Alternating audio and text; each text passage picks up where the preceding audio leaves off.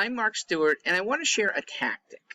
Whether it's campaigning, as I do, or as a civilian convincer, as I hope all of you at times do. A little ammunition, 3 things that I think can be effective. Now, effective against progressives who want to take guns away and restrict our rights. The effect, though, is really on others who are watching you.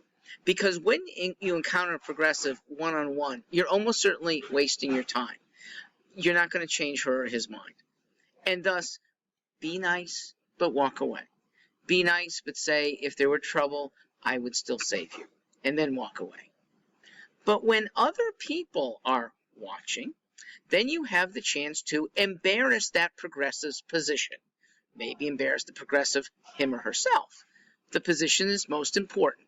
And I have 3 of late that I kind of like using in the case where they're telling you, we need to get rid of guns. Okay?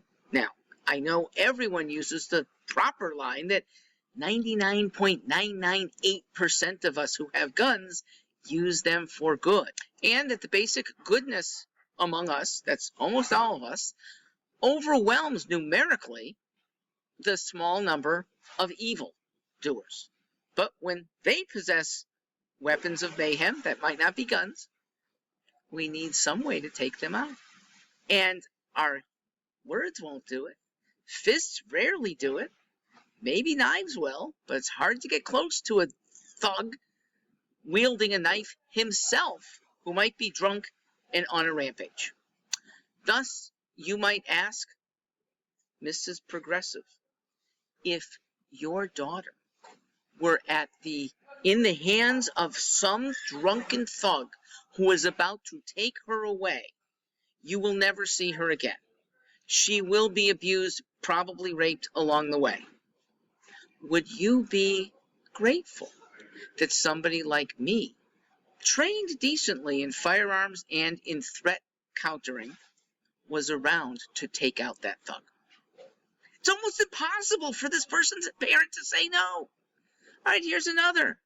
If you're in a crowded place, and God forbid, there is somebody with one of the 400 million guns using it on innocent people, would you be somewhat calmed at least that among you are 1 or more trained civilians who will take out that thug?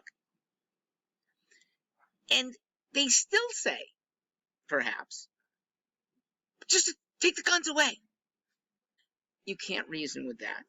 You might try the final tactic. Is there anyone who deserves protection?